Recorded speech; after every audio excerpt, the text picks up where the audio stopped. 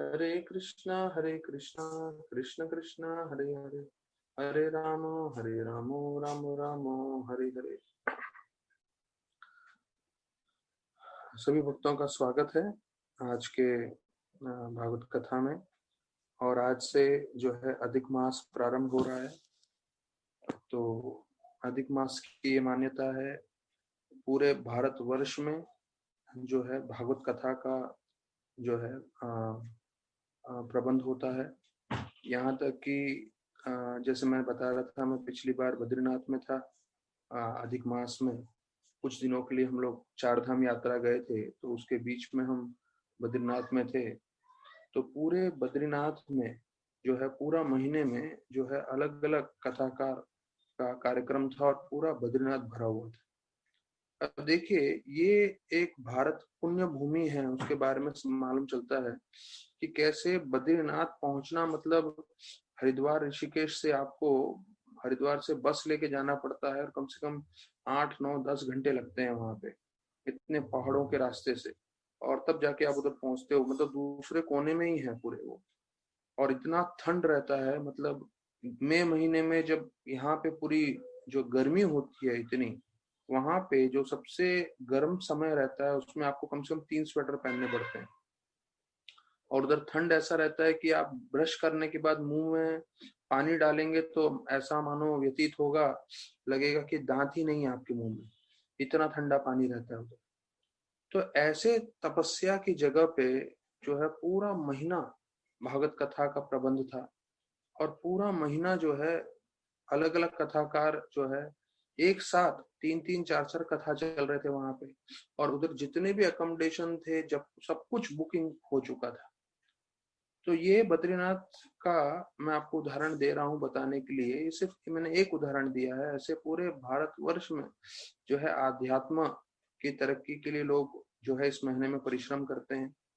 तो हमें भी थोड़ा मेहनत करना होगा, जो है भगवान का ज्यादा नाम जप करके, भगवान की थोड़ी ज्यादा कथा सुन के, पढ़ के, दूसरों को सुना के, और जितना हो सके भगवान की सेवा करके। तो राधानाथ महाराज बताते हैं कि आप भक्ति में कब प्रगति करते हो, जब आप जिम्मेदारी लेते हो। तो the more you take responsibility in ISKCON the more you advance. मतलब आप जितना ज्यादा जिम्मेदारी लेंगे अपने कंधे पे, उतना आप तरक्की करेंगे। तो कम से कम हम अपनी जिंदगी की पहले जिम्मेदारी ले लें और फिर दूसरों को जितना हो सके प्रचार कर सके। तो स्कंद पुराण, अभी अधिक मास के बारे में मैं आपको बता रहा हूँ। स्कंद पुराण, पद्म पुराण, नारदीय पुराण, अलग अलग पुराणों में जो है अधिक मास का वर्णन किया गया है। तो अधिक मास का कथा हम पहले ही सुन चुके हैं कि कैसे जो द्रौपदी है वो पिछले जन्म में मेधावी की पुत्री थी, और कैसे उन्होंने अधिक मास का अपमान किया दुर्वास मुनि के सामने। उसके कारण उनको जो है अगले जन्म में भी उनको उसका अपराध झेलना पड़ा द्रौपदी के रूप में, जब दुशासन उनका अपमान करते हैं। और फिर कैसे उनका पूरा जो है धन, पूरा उनका राज्य सब चला गया। और फिर ये अधिक मास के पालन करने से वापस से उनको सब प्राप्त हुआ। तो यहाँ बताया जाता है कि हम अगर अपने कैलेंडर से समझने की कोशिश करें कि कैसे ये अधिक मास का कैलकुलेशन होता है, तो देखिए फरवरी जो है हर महीने में 30 से 31 दिन होते हैं, पर सिर्फ एक महीना है फरवरी का जिसमें 28 दिन होते हैं। लेकिन उस महीने में भी 4 साल में एक बार 29 दिन आता है। तो 4 साल में एक बार 29 दिन आता है। तो 29 दिन आने का उद्देश्य क्या है, बताया जाता है हर एक साल में 1/4 दिन बढ़ते जाता है। तो वैसे 4 साल हो जाते हैं, तो पूरा एक दिन एक्स्ट्रा आता है। तो वो एक दिन एक्स्ट्रा जो है फरवरी में 29 तारीख करके बताते हैं। और इस तरह से इंग्लिश कैलेंडर भी चलता है। तो मतलब अभी हम अधिक मास पे चर्चा करेंगे, पर अधिक मास पे चर्चा करने से पहले हमें समझना है कि कैसे यहाँ वर्णन किया गया है कि इंग्लिश कैलेंडर में भी ये लोग स्वीकार करते हैं कि एक दिन 4 साल में अधिक आता है कैलकुलेशन के हिसाब से। तो अभी हम वैदिक शास्त्रों के हिसाब से देखें तो चंद्र और सूर्य के पीछे सारे दिन की गिनती होती है। तो बताया जाता है 354 डेज चंद्रमा के हिसाब से होते हैं और सूर्य के हिसाब से 365 दिन होते हैं। तो दोनों के बीच में 11 दिन का फर्क आता है और ये 3 साल में जुड़ते हुए अंदाज से 29 दिन पड़ते हैं। तो ये जो 29 दिन बनते हैं 3 साल में जो आता है तो उसे अधिक मास बोलते हैं। तो तकरीबन तकरीबन ऐसा वर्णन किया जाता है कि 32.5 महीनों में जो है ये एक बार अधिक मास आता है, या 19 साल में जो है ये 7 बार तकरीबन अधिक मास आता है। ऐसा शास्त्रों में वर्णन किया गया है। तो ये भी बतलाते हैं कि इस साल में, इस महीने में जो है हमने चर्चा किया है, घी का दिया अर्पण करना है, ज्यादा से ज्यादा भगवान का नाम जप करना है और भावना से, भक्ति से जप करना है और सिर्फ नंबर बढ़ाने के हिसाब से नहीं करना है। भागवत का जितना हो सके श्रवण करना है, दूसरों को सुनाना है। तो ये भागवत के बारे में भी वर्णन आ गया है।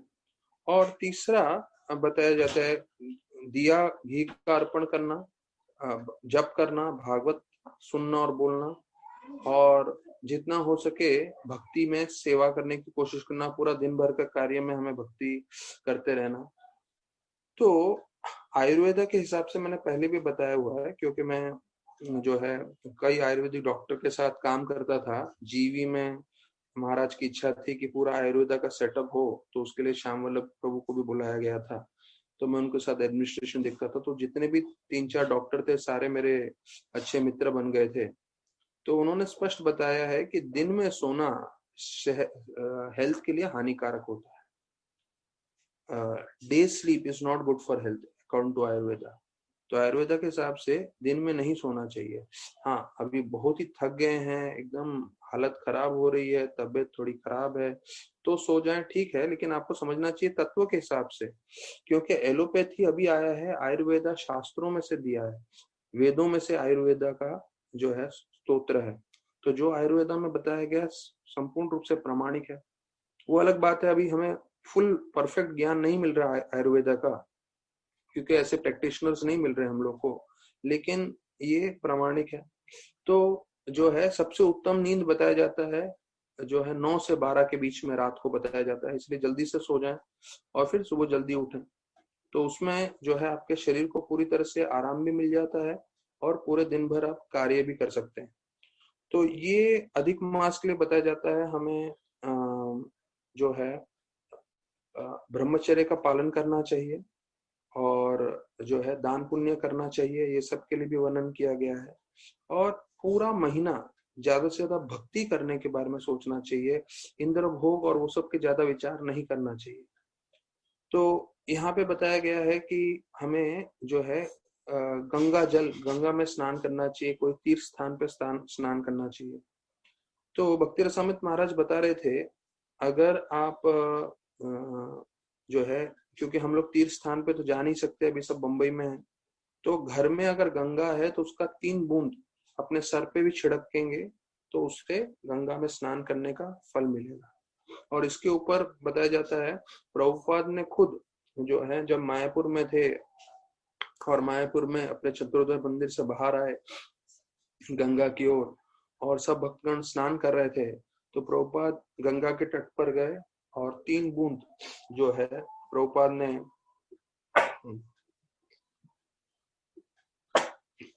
3 बूंद प्रभुपाद ने जल लिया और सर पे छिड़का। और प्रभुपाद ने कहा ये भी जो है 3 बूंद सर पे लेना भी स्नान के बराबर है। तो प्रभुपाद ने स्नान नहीं किया, बाकी भक्तगण स्नान कर रहे थे। तो प्रभुपाद स्वयं बोले, ये लोकनाथ महाराज भी बताते हैं और श्रुतकीर्ति प्रभु ने भी अपने वर्णन किया है कि जब प्रभुपाद ने 3 बूंद लिया सर पे, तो उन्होंने ये कहा कि 3 बूंद सर पे लेना मतलब स्नान करने के बराबर है। तो हमारे घर में अगर जल है तो वो हम 3 बूंद अपने सर पे ले सकते हैं, वो एक तरीका है। दूसरा भक्ति रसामृत महाराज बता रहे थे, देखिए हमारे हाथ में 5 उंगली है, 5 उंगलियों में से जो तीसरी उंगली है, आप दोनों तरफ से गिनेंगे तो बीच में तीसरी उंगली आएगी। तो जो स्नान करने का जो हमारा बाल्टी है ना, उसमें जो है बिना नाखून लगे जो तीसरी उंगली है वो स्पर्श करते हुए हमें बोलना चाहिए गंगे चे यमुने चे गोदावरी नर्मदा सिंधु कावेरी जले अस्मिन संसिद्धिं कुरु। अगर ये श्लोक बोलते हैं तो वो पूरे बाल्टी के पानी को हम जो है 6 जो सबसे शक्तिशाली तीर्थ के जल हैं उससे उससे प्रभावित कर देते हैं। तो अपने नहाने के बाल्टी के पानी को भी आप गंगा बना सकते हैं। यमुना, गोदावरी, नर्मदा, सिंधु और कावेरी 6 जो सबसे महत्वपूर्ण जो जलाशय हैं पूरे पृथ्वी पे, उसके मंत्रों के उच्चारण से आप उसको बना सकते हैं और उससे भी स्नान कर सकते हैं। तो ये अलग अलग विधि बताई गई है।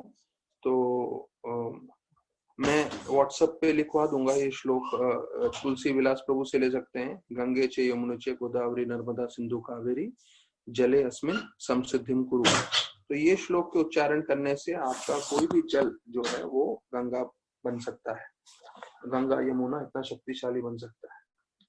अभी दूसरा इस देखिए, एक तो हमने जो कथा सुनी है, हम भागवत हम चर्चा कर रहे हैं, लेकिन भागवत के अलावा जो दूसरे पुराणों में, दूसरे इतिहास में, शास्त्रों में इस अधिक मास के बारे में और भी कुछ कहानियां हैं जो इतनी जो है प्रोमिनेंट नहीं है, मैंने कभी सुना नहीं है, पर क्योंकि इसका वर्णन आया हुआ है शास्त्रों में तो मैं आप लोगों को दोहरा रहा हूँ, थोड़ा बता रहा हूँ उसके बारे में कि कैसे जो है यहाँ पे वर्णन किया गया है।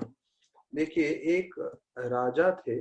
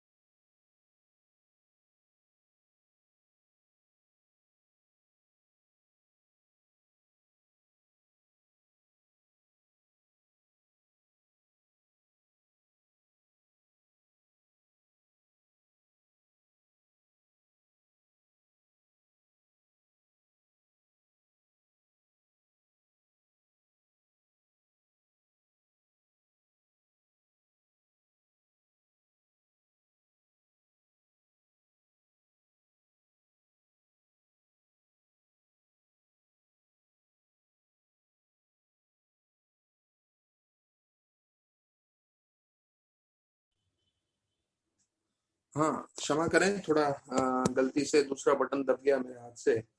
तो यहाँ पे बताया गया है, सूत गोस्वामी नैमिषारण्य के संतों को बताते हैं कि कैसे पुरुषोत्तम मास बहुत महत्वपूर्ण है। और एक राजा थे जिनका नाम था हदधाना। तो इन हदधाना जो राजा थे, वो बताया जाता है कि उनमें सारे अच्छे गुण थे, वो पूरे धार्मिक थे। और बताया जाता है उन्होंने अपने युवा जब बचपन से जब गुरुकुल में थे अपने गुरु को प्रसन्न किया, वेद अंग उपनिषद सबका ज्ञान प्राप्त किया, गुरु से दीक्षा भी प्राप्त की, और फिर अपना पूरा ज्ञान प्राप्त होने के बाद जो है वो अपने पिता के पास आ गए। तो अभी बताया जाता है, देखिए उस समय से प्राचीन काल से जो प्रथा थी कि जो पिता हैं एक समय आने के बाद वो पूरी तरह से भगवान की सेवा में, भगवान की भक्ति में लग जाते थे। तो उनके जो पिता थे चित्रधाना, तो वो भी जब देखे कि हदधाना जो मेरा पुत्र है वो पूरी तरह से योग्य है सब कार्य करने के लिए, ये पूरा राज संभालने के लिए, तो वो उनको पूरा राजपाट देके जो है तुरंत सब छोड़ के चले गए जंगल में भगवान पे ध्यान करने के लिए, भगवान की भक्ति करने के लिए। तो हमें समझना चाहिए कि जो पहले समय के राजा थे, राजा मतलब ऐसे नहीं कि हमें क्या है, हमारा मुंबई में रह रह के मन लगता है 2 BHK 3 BHK बस उतना ही। राजा मतलब पूरे के पूरे देश क्या वो संभालते थे, उनका इतना बड़ा महल और इतना खजाना, इतना भव्य रूप से भोजन सब घी में, और वो सब होने के बावजूद बताया जाता है उस समय के राजा का मन पूरा स्पष्ट था कि मुझे कार्य संभालना है भगवान के लिए, और जब समय आएगा तो ये सब त्याग करके जो है जंगल में जाना। अर्थात वो पूरी तरह से तपस्या करने के लिए तैयार रहते थे क्योंकि जंगल में क्या भोजन मिलेगा, कहाँ खाएंगे, क्या करेंगे, लेकिन पूरी तरह से भगवान का ध्यान करने के लिए, भगवान की भक्ति करने के लिए सब कुछ त्याग करके चले जाते थे। तो फिर बताया जाता है कि हददाना वहां के राजा बन गए और उनको जो है पुत्री भी हुई, गुण सुंदरी उनका नाम था, और उनके 4 पुत्र भी हुए। तो वो सोचने लगे कि मेरे को जो मुझे इतना ऐश्वर्य मिला है, रानी पुत्र जो है, राज्य सब मिला है, तो इसके पीछे जो है कुछ ना कुछ कारण होगा। ऐसा करके उसके मन में विचार आ रहा था। फिर एक बार वो शिकार के लिए गए, तो शिकार करते करते बताया जाता है कि वो बहुत थक गए थे, प्यास लग रही थी, तो वो एक जो है पेड़ के पास, बरगद का पेड़ था, वहां पे उन्होंने अपने घोड़े को बांधा और वहां पे जल पी के जब थोड़ा आराम किया, तब वहां पे उन्होंने एक तोते को बोलते हुए सुना। क्या तोता बोल रहा था कि आप जो है, ये हद दानव के लिए बोल रहे हैं, आप जो है भौतिक चीजों के प्रति, भौतिक ऐश्वर्य के प्रति बहुत आसक्त हो गए हो, और ये आसक्ति से आपका जीवन का उद्देश्य जो है वो बिगड़ रहा है, और आपका जीवन का उद्देश्य क्या है, भगवत धाम जाना। तो ये एक तोता जो है बार बार बोल रहा था। तो उनको लगने लगा कि ये जो तोता है वो सुखदेव गोस्वामी होने चाहिए, ऐसे करके हददानव को लगा। और तब जो है तोता वहां से जो है अदृश्य हो गया। तब वहीं पे वाल्मीकि ऋषि आए। तो उसी वक्त जो है राजा ने उनको प्रणाम किया, और वाल्मीकि ऋषि ने उनको पूछा कि आप थोड़े दुखी लग रहे हो, मैं आपका कोई मदद कर सकता हूँ? तो हददानव को अच्छा लगा कि वो जो है मुझे मदद कर रहे हैं, और वो बोलने लगे कि एक तोता मुझे ऐसा बोल रहा था कि जीवन का उद्देश्य आपका खराब हो रहा है, क्योंकि आप जो है राजपाट में और ये सब में लग गए। तो अभी वाल्मीकि मुनि जो है उनको जो है उनका पिछले जन्म के बारे में बताते हैं कि कैसे आपका नाम सुदेव था, और बताया जाता है कि आप जो है बहुत धार्मिक व्यक्ति थे, आप ब्राह्मण थे, और आप गृहस्थ आश्रम के भी सारे नियम पालन कर रहे थे। लेकिन आपके मन में एक ही मुश्किल थी, क्योंकि आपको पुत्र नहीं हो रहा था, और पुत्र नहीं होने के कारण जो है आप बहुत दुखी हो गए, यहाँ तक कि जो है आप अपना जीवन अंत करने वाले थे। तो आपकी भार्या ने आपको मार्गदर्शन किया, आपकी जो बीवी थी उसने बताया कि आप जगन्नाथ जी की पूजा करें, जगन्नाथ जी की पूजा करके जो है आपका सब इच्छा पूरी होगी, यहाँ तक कि आपको संतान प्राप्ति चाहिए वो भी मिलेगा। तो बताया जाता है ऐसा सुन के जो है उन्होंने तंबर पानी नामक एक नदी थी उसके पास बैठ के, बताया जाता है जो है 4000 साल तक तपस्या किया। कितने हजार साल? 4000 साल तक। और फिर जो है भगवान विष्णु उनसे प्रसन्न होकर आए गरुड़ के ऊपर, और जो है भगवान बोले जो वर चाहिए मांगो। तो सुदेव ने सीधा बोला कि मुझे पुत्र की प्राप्ति चाहिए। तो भगवान उनको बोलते हैं कि भाई आपके ऐसे प्रारब्ध कर्म हैं कि आपको 7 जन्म तक पुत्र की प्राप्ति नहीं हो सकती। तो ये सुनते ही वो जो ब्राह्मण थे सुदेव, वो पूरी तरह से मूर्छित होकर गिर गए। तो गरुड़ जी भी थे, तो गरुड़ जी जो है भगवान से प्रार्थना करने लगे, बोले आप तो सभी के लोगों का कर्म बदल सकते हैं, आप जो है इसका कर्म बदल दीजिए, इसको पुत्र चाहिए तो आप कृपा करके दे दें। तो भगवान बोलते हैं क्योंकि आप प्रार्थना कर रहे हो गरुड़ जी, मैं अवश्य आपकी इच्छा पूरी करता हूँ। तो उसको फिर उठाते हैं गरुड़ जी। तो ये जो ऋषि थे उनके साथ साथ सुदेवी उनकी ब्राह्मण पत्नी भी थी। तो बोले मैं आपको आशीर्वाद देता हूँ कि आपको जो है पुत्र की प्राप्ति हो, और ऐसा बोल के वो निकल जाते हैं। कुछ समय के बाद जो है गौतम ऋषि आते हैं। अच्छा, और उनको after some time had passed Gautam gave birth. Gautami मतलब उनके जो भार्या है, सुदेवी की भार्या का नाम गौतमी ऋषि गौतमी था। उन्होंने सुखदेव करके पुत्र को जन्म दिया। अभी बताया जाता है उस समय एक देवल करके ऋषि आते हैं। तो देवल ऋषि जो है उनको आशीर्वाद देते हैं, और आशीर्वाद देते हुए बोलते हैं कि इस जो बालक है आपका सुखदेव नामक, ये बहुत अच्छा है और सब चीजों में जो है बहुत निपुण है, पर एक इसमें अवगुण है कि जब ये 12 साल का हो जाएगा पानी में डूब के इसकी मृत्यु हो जाएगी। तो ये लोग जो है बहुत घबरा गए, और वो सब भगवान विष्णु से प्रार्थना करने लगे। और वास्तविक रूप में वैसे ही हुआ। जब वो 12 साल की उम्र का था, वो अपने दूसरे मित्रों के साथ जो है समुद्र में तैरते हुए गया और गहराई में जाके डूब गया। तो जैसे उसके माता पिता को मालूम चला तो वो जो है पूरी तरह से जो है दुखी हो गए, आके रोने लगे। और यहाँ तक कि बताया था उसके शरीर को लेके वो इतने ये कर रहे थे और जो है भगवान से प्रार्थना पे प्रार्थना कर रहे थे कि इसको जीवित करें, इसको जो है कृपा दें। और उन्हें खाना पीना सब बंद कर दिया और बताए थे जो है पूरी तरह से भगवान का नाम जप कर रहे थे। और ऐसे प्रार्थना करते करते 1 महीना पूरा चला गया और वो महीना था ये पुरुषोत्तम महीना।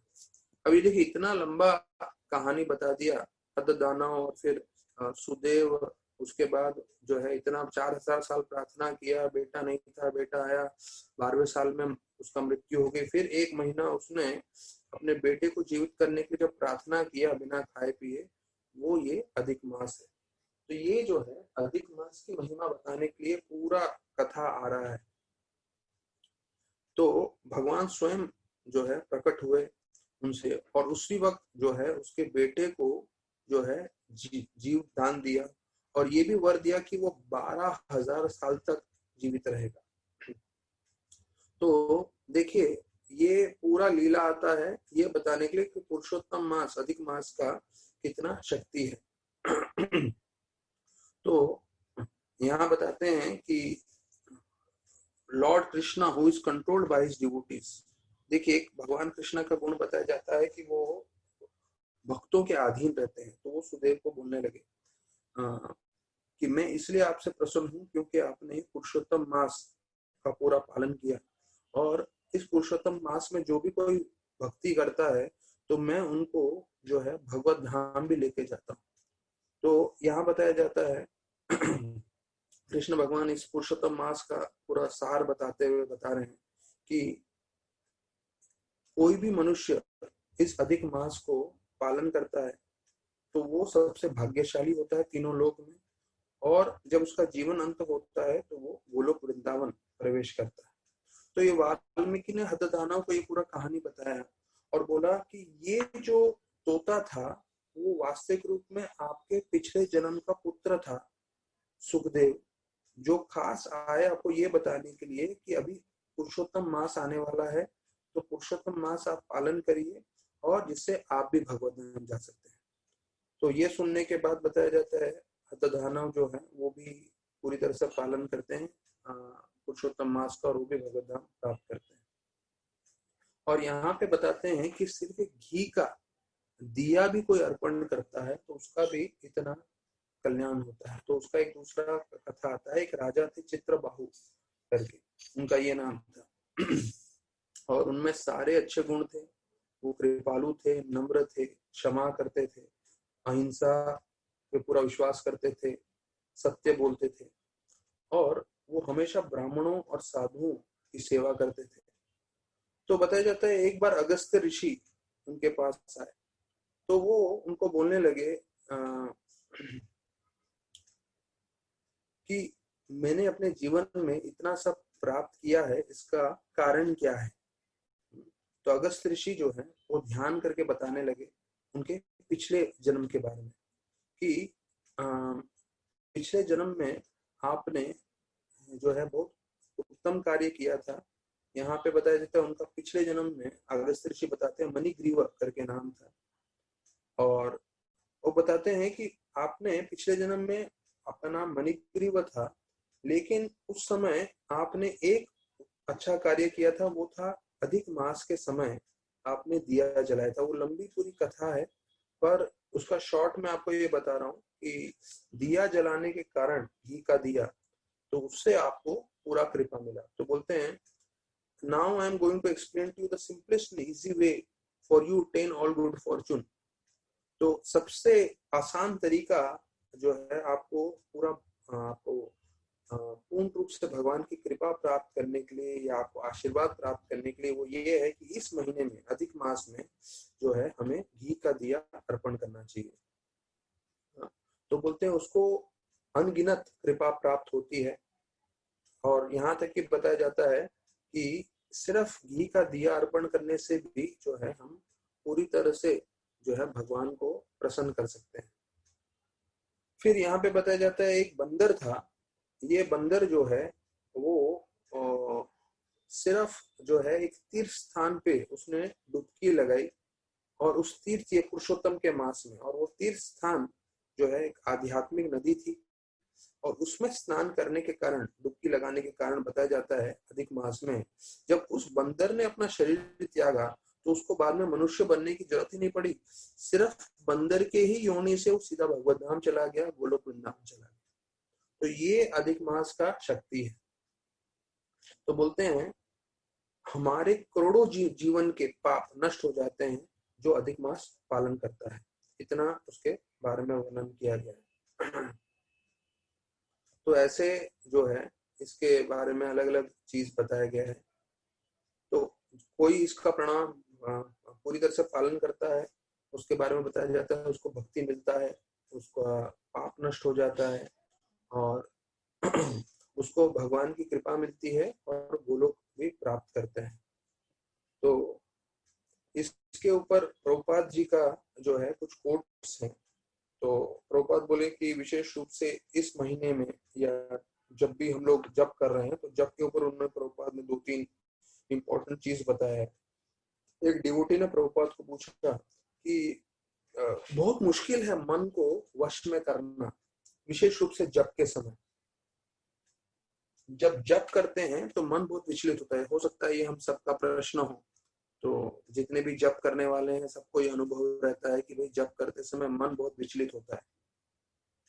तो यहाँ पे प्रभुपाद बताते हैं आपको मन से कुछ लेना देना नहीं है, आपको सिर्फ जप करना है और सुनना है। जीवा से बोलना है, कान से सुनना है, मन का कुछ उसमें कार्य नहीं है। ये प्रभुपाद का एक बार का जवाब है। ये नवंबर 7, 1972 में जो है उनका कन्वर्सेशन में है राधा दामोदर मंदिर में। प्रभुपाद बताए मन को ज्यादा आप जो है इम्पोर्टेंस मत दीजिए, मन पे ज्यादा ध्यान मत दीजिए, सिर्फ बोलिए और सुनिए। राधेश्याम प्रभु बताते हैं जब कोई प्लेन पकड़ता है तो प्लेन पकड़ते समय हमारे जितने भी लगेज होते हैं वो हम लोग जो है उसमें दे देते हैं फ्लाइट में। तो फ्लाइट में फिर उनका जो लगेज सेक्शन है उसमें हमारे बैग जाते हैं। तो राधेश्याम प्रभु बता रहे थे कि उसी प्रकार से जब हम जप करने बैठे तो मन का जितना भी लगेज है, मन में जो भी चीजें हैं वो सब छोड़ देना चाहिए। मैं कौन हूँ, मेरा जिम्मेदारी क्या है, मेरे को क्या क्या करना है, वो सब, मैं परिवार में हूँ, मेरी बीवी, मेरे बच्चे, मेरे माता पिता, मेरे को धन इकट्ठा करना है, मेरे को ये काम करना है, सब लगेज छोड़ देना चाहिए और सिर्फ ध्यान देना चाहिए भगवान के नाम जप पे। फिर प्रभुपाद ने दूसरी बार वापस से इसी चीज के बारे में बताया। ये प्रभुपाद पार्ट ऑफ परफेक्शन में बताते हैं, ये जो किताब है उसमें बोलते हैं कि हमें जप करने के लिए दो मुख्य है, हमारा जीव और कान। और जब हम जप करते हैं तो ध्यान पूर्वक कान से सुनना चाहिए, और तो हमारा जप सार्थक हो जाएगा। प्रभुपाद बोलते हैं हमें बड़ा वैज्ञानिक नहीं बनना, हमें बड़े कवि नहीं बनना, हमें सिर्फ जप करना है और सुनना है। सिर्फ जप करके सुनेंगे तो भी हमारा पूरी तरह से सार्थक होगा। तो प्रभुपाद को फिर पूछा गया, ये मालती देवी दासी ने पूछा था कैसे जप करना चाहिए और जप करते समय हमें क्या सोचना चाहिए। तो श्रील प्रभुपाद ने बोला कि हमें क्या करना चाहिए और क्या सोचना चाहिए जप करते समय। प्रभुपाद ने बोला आपको कुछ भी नहीं सोचना चाहिए, कुछ भी नहीं करना चाहिए, सिर्फ सुनना चाहिए। तो मालती देवी के साथ जो चर्चा हुआ था, जो उसने प्रभुपाद को पूछा कि हमें जप करते समय क्या सोचना चाहिए और क्या करना चाहिए, प्रभुपाद ने स्पष्ट कर दिया ना ही आपको कुछ सोचना है, ना ही आपको कुछ करना है, सिर्फ आपको सुनना है। तो ये जो है महत्वपूर्ण है शिक्षण हम सबके लिए, जो प्रभुपाद ने बताया है कि हरे कृष्णा कृष्ण कृष्ण हरे हरे, हरे राम राम राम हरे हरे। तो हमें जो है ये सिर्फ जितना हो सके ध्यान पूर्वक जप करते हुए जो है अधिक मास में प्रगति करने की कोशिश करनी चाहिए। तो अभी हम अपने भागवतम के चर्चा पे आ जाते हैं।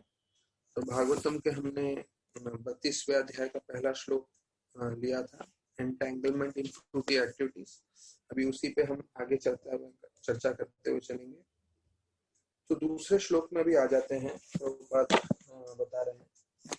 अभी ये पूरा अध्याय में ऐसा वर्णन किया गया है कि जो लोग भक्ति नहीं करते हैं, भक्ति से विमुख हैं, ऐसे लोगों का जो है कैसे उनका जीवन जाता है, वो क्या क्या करते हैं। तो प्रभुपाद अभी दूसरे, हमने पहले श्लोक में देखा गृहमेधी और गृहस्थ, दो लोगों के बारे में वर्णन कर रहे हैं। गृहमेधी जो है सिर्फ अपना परिवार का पोषण करने में लगा रहता है और इंद्रभोग में लगा रहता है, उसमें उसका पूरा जीवन समाप्त हो जाता है और उसके बाद वो फिर पुनर्जन्म में फंस जाता है। जो गृहस्थ व्यक्ति है वो भी अपने परिवार का पोषण करता है, लेकिन साथ साथ कृष्ण की भक्ति जो है हर पल करता रहता है और अपने परिवार वालों को भी कृष्ण भक्ति में प्रोत्साहन देता है। तो यहाँ तक कि बताया जाता है कि हमें गुरु नहीं बनना चाहिए, हमें पिता नहीं बनना चाहिए, हमें पति नहीं बनना चाहिए, हमें राजा नहीं बनना चाहिए और हमें कोई अध्यापक या टीचर नहीं बनना चाहिए। क्यों? जब तक हम पे जो निर्भर लोग हैं उनको हम भगवत भक्ति दे के भगवत धाम न ले जाए। देखिए, ये जो भी 5 लोगों का पोजीशन बताया गया है, भले ही वो पति हो, पिता हो, गुरु हो, टीचर हो या राजा हो, इन सब का कर्तव्य ये बनता है कि जो भी उन पे निर्भर है उनको आध्यात्मिक ज्ञान देके जो है भगवत धाम के रास्ते पे लगा। तो यहाँ पे प्रभुपाद अभी स्पष्ट कर रहे हैं कि दूसरे श्लोक में such person is averse to bhakti, जो लोग भक्ति के विपरीत होते हैं वो लोग क्या करते हैं, फिर देवताओं की पूजा करते रहते हैं और ऐसे में अपना जीवन व्यतीत करते हैं। यहाँ पे प्रभुपाद स्पष्ट कर रहे हैं 7वां अध्याय 20वां श्लोक कि जो लोग देवताओं की पूजा कर रहे हैं उनका जो ज्ञान है, उनकी जो बुद्धि है वो भ्रष्ट हो चुकी है। अर्थात वास्तविक रूप में हम सबको सिर्फ कृष्ण भगवान को ही पूजना चाहिए। काम स्थित ज्ञान, अर्थात काम भावना से प्रेरित होते हुए वो लोग सब देवताओं की पूजा करते हैं। प्रभुपाद इसके अंतिम में बोल रहे हैं, थोड़ा भारी है। प्रभुपाद बोलते हैं कि कोई देवताओं की पूजा कर रहा है तो गीता में भी और भागवतम में दोनों में उसका तिरस्कार किया है, दोनों में उसका जो है बताया गया है कि देवताओं की पूजा करके कोई लाभ नहीं है। तो प्रभुपाद बता रहे हैं कि हिंदू लोगों में लोग काली की पूजा करते हैं। क्यों? क्योंकि उनको लगता है काली को हम जो है बकरी का बलि चढ़ा सकते हैं। तो और उनको ये सब लगता है कि हम काली की पूजा करें या किसी भगवान की, कृष्ण की पूजा करें, दोनों एक ही है। तो ये जो है प्रभुपाद बोलते हैं बिल्कुल गलत है। ये गीता में इसका कभी भी जो है ये बात स्वीकार नहीं किया गया है। प्रभुपाद लिखते हैं Bhagavad Gita does not accept such rascaldom. Prabhupada थोड़ा भारी शब्द बोल रहे हैं। ये जो है 2 बार रास्कलडम का शब्द का उपयोग आ रहा है इस श्लोक में कि रास्कल लोग हैं जो लोग बोलते हैं आप काली की पूजा करो, कृष्ण की पूजा करो, एक है। नहीं, आप काली की पूजा करोगे, काली के पास जाओगे, आप इनकी पूजा करोगे जो है कृष्ण की, तो कृष्ण के पास जाओगे, दोनों अलग अलग है। अच्छा, अब ये जो एक बात है आप लोगों को मैं बता दूं कि काली भी जो है दुर्गा देवी की विस्तारित रूप है। तो जब भी ये लोग बकरी या ऐसा कुछ भी जो है चढ़ाते हैं, आपको मैं जस्ट वैदिक शास्त्रों का दूसरा एक पहलू बता दूं, तो कहीं पे कुछ वर्णन किया है जिसके कारण लोग ऐसे जानवरों की बलि चढ़ाते हैं। पर काली माँ जो है दुर्गा देवी के अंश है, वो बिल्कुल नॉनवेज नहीं खाती। तो उनके साथ जो चुड़ैल पिशाच घूमती हैं काली माओं के साथ, काली माता के साथ, वो लोग इसका भक्षण करते हैं। तो जो लोग ये मांस अर्पण करते हैं तो वो लोग इस भूत प्रेत और पिशाच लोगों का महा स्वीकार करते हैं, ऐसा करके वर्णन दूसरी जगह पे मैंने कथा में सुना। अब तीसरे श्लोक में बताते हैं कि अगर कोई देवताओं की पूजा कर रहा है तो वो चंद्रमा तक पहुंच सकता है, सोम रस पी सकता है, लेकिन उसका कोई फायदा नहीं है जो है आप वापस वहां से धरती पे ही आने वाले हो। तो देखिए, ये एक जो है दूसरे लोगों का वर्णन कर रहे हैं प्रभुपाद, पर इसमें मैं आप लोग को ये बताना चाहूं कि हम कितने ही भौतिक रूप से समृद्धि हमारे पास प्राप्त हो जाए, मतलब धन इत्यादि प्राप्त हो जाए, अगले जीवन की तो अलग बात है, पर इस जीवन में भी। लेकिन हमें समझना चाहिए कि उससे हमारा जो है, हम भगवत धाम नहीं जा पाएंगे। भगवत धाम जाने के लिए हमें खुद को भक्ति करनी अति आवश्यक है। तो यहाँ पे प्रभुपाद बता रहे हैं कि हाँ, जब कोई चंद्रमा पे जाता है तो वहां पे 10,000 साल के लिए जीता है, और वहां का समय चंद्रलोक का पृथ्वी लोक से काफी अलग है। पृथ्वी लोक के जो 6 महीने होते हैं, चंद्रलोक का वो 12 घंटा होता है। मतलब हमारा यहाँ का 1 साल होगा तो वहां पे 1 दिन होगा। तो ऐसे 10,000 साल तक जो है जीव जो है चंद्रमा पे जाके भोग कर सकते हैं। लेकिन बताया जाता है जैसे उनका कर्म खत्म हो जाएगा, फिर से वो यहाँ पर आ जाएंगे। तो भुक्त्वा स्वर्ग लोकम विशालम क्षीण पुण्यमर्तम लोकम विशंति। तो प्रभुपाद जो है गीता का श्लोक बताते हुए बोल रहे हैं 9.21 तीसरे श्लोक का जो तात्पर्य में, कि अगर कोई जो है ब्रह्मलोक तक चला जाए तब भी वो नीचे ही आएगा। तो जीवन का उद्देश्य ये नहीं होना चाहिए कि हम इस जीवन में बहुत से ज्यादा भोग करें, या जो है बहुत सारे पुण्य प्राप्त करके अगले जीवन में हम भोग करें। नहीं, ये दोनों ही हमें कुछ फायदे नहीं कराएंगे। फिर 14 श्लोक में बताते हैं कि जितने भी लोक हैं वो सारे के सारे नष्ट होने वाले हैं। मतलब जितने ये देवताओं के लोक बता रहे हैं।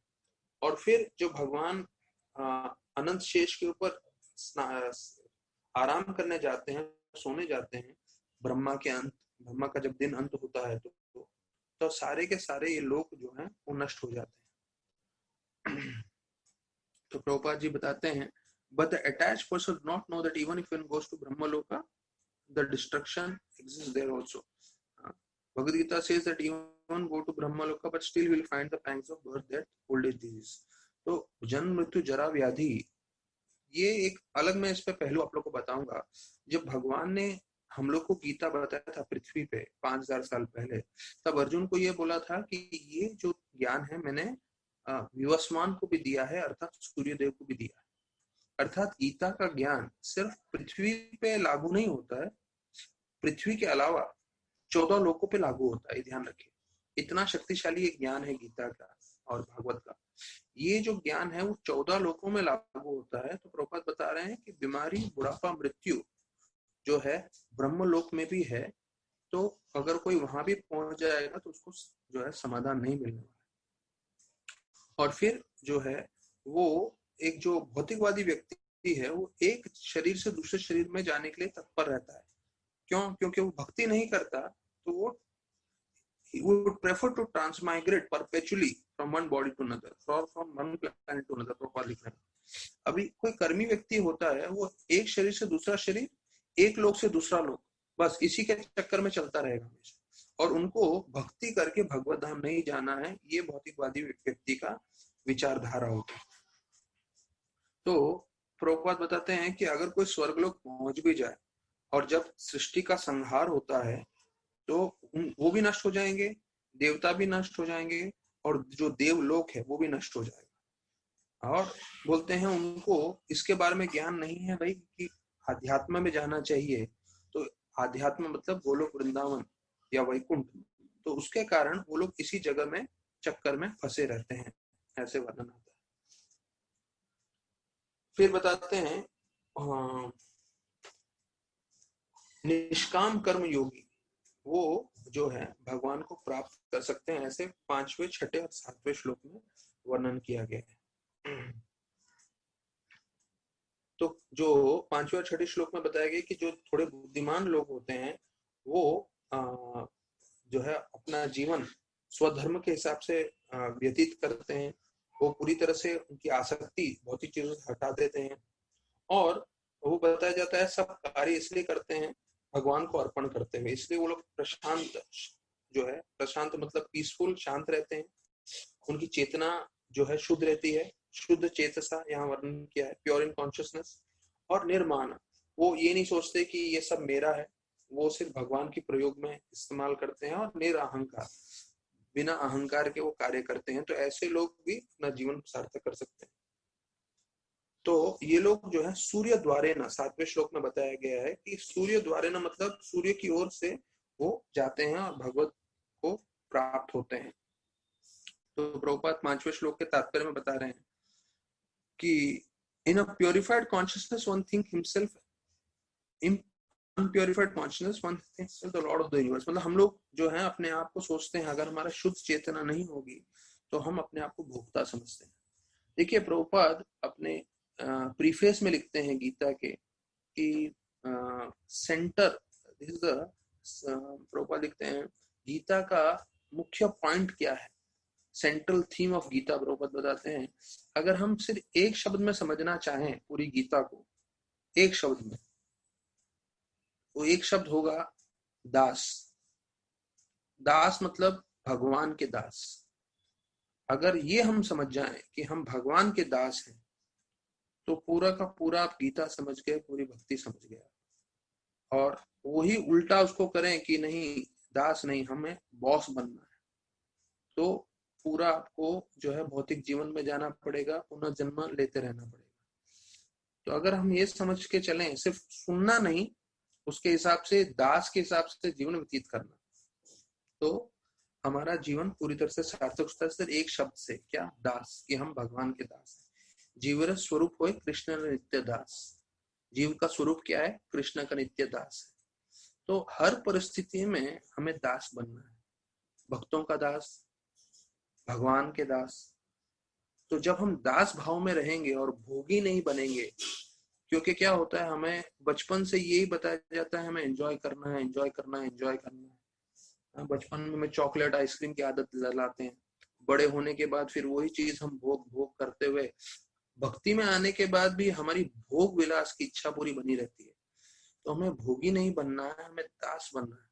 तो हर परिस्थिति में जब हम दास का भाव बढ़ाने की कोशिश करेंगे तो हम सुखी रह सकते हैं जब तक इस शरीर में हैं, और जब शरीर त्यागेंगे तो भगवान के गोलोक धाम जाके भी उनकी सेवा करके अनित्य काल के लिए प्रसन्न रह सकते हैं।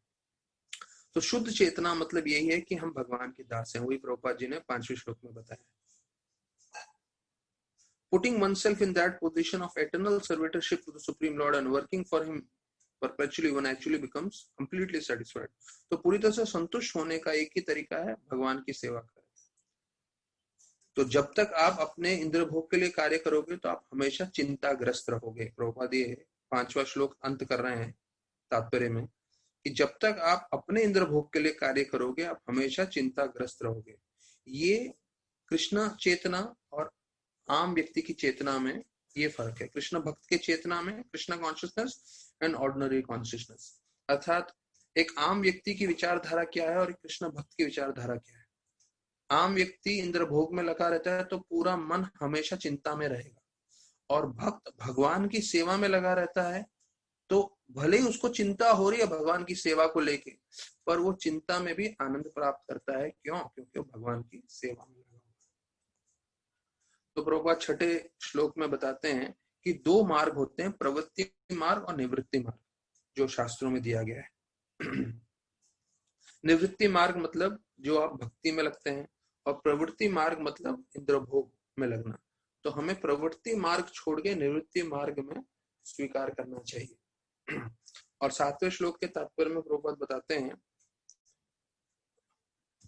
जिस तरह से माता पिता के संबंध से जीव बच्चा प्राप्त होता है, उसी प्रकार से भगवान इस प्रकृति पे दृष्टि डालते हैं, और भगवान की दृष्टि होने के बाद जो है ये पूरा सृष्टि का निर्माण होता है।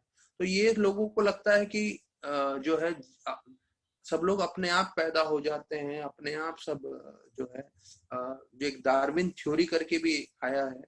डार्विन थ्योरी में बोलते हैं कि हम जो है हमारे पूर्वज बंदर थे, बंदर से हम लोग बदल के मनुष्य बने हैं।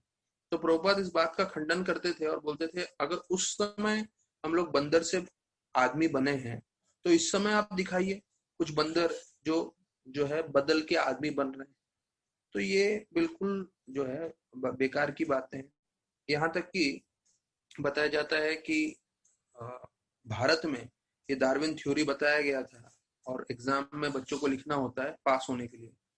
तो वो जो है एग्जाम में जाने से पहले गणेश जी को प्रार्थना करता है कि गणेश जी आज के एग्जाम में पास करा देना। इसका मतलब उसको डार्विन थ्योरी पे कुछ विश्वास नहीं, क्योंकि डार्विन थ्योरी बोलता है भगवान भगवान कुछ नहीं है, देवता कुछ नहीं है, हम लोग सब बंदरों से आए। तो लिखने जा रहा है वो पेपर कि हम लोग बंदरों से आए, लेकिन प्रार्थना करके जा रहे हैं गणेश जी को। इसका मतलब वो सिर्फ नाम के लिए उसने पढ़ा है, तोते के जैसे उधर लिख के आएगा और लेना देना कुछ भी नहीं है उसका। तो ये चीजें जो हैं वो हमें समझना है कि कैसे ये सब हमारा संस्कृति का नहीं है ज्ञान, ये सब ब्रिटिशर्स लोग ने लाके पूरा तरह से हमें उल्टा घुमाया हुआ है।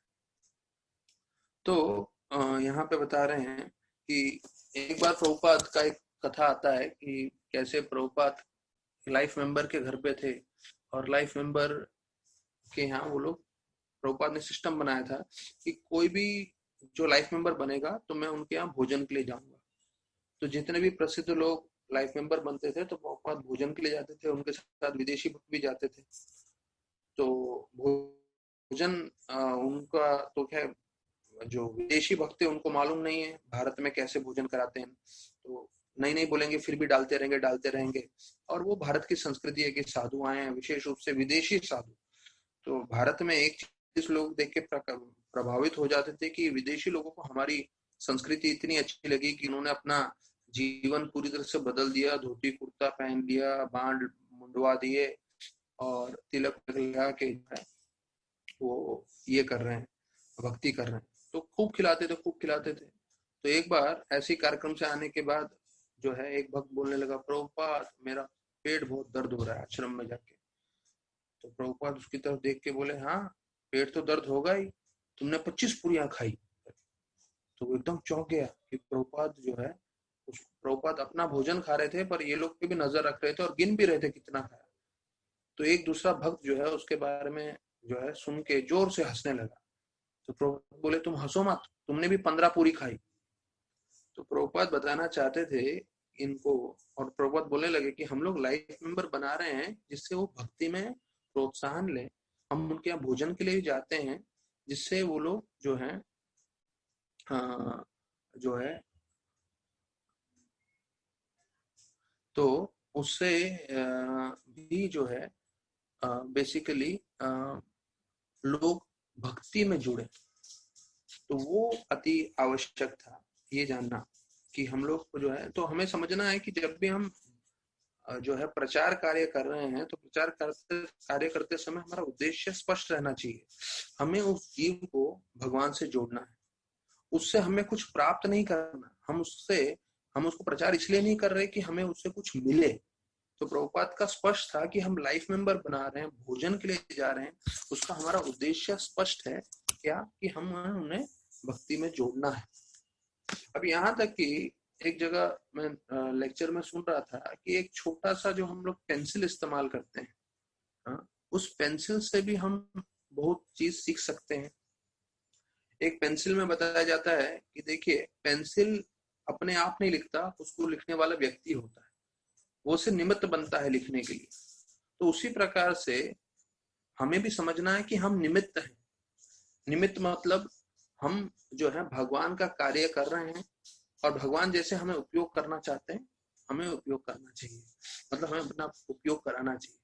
जैसे मैंने कई बार दोहराया हुआ है, फिर से बोल रहा हूँ, राधानाथ महाराज बोलते हैं जब हम भगवान के सामने जा रहे हैं प्रार्थना करना चाहिए कि मेरी इच्छा नहीं पूरी हो भगवान, आपकी इच्छा पूरी हो, और आपकी इच्छा पूरी होने में मैं निमित्त बनूं, लेट मी बी इंस्ट्रूमेंट, जिससे मैं आपकी इच्छा पूरी करने में सहायक बन सकूं।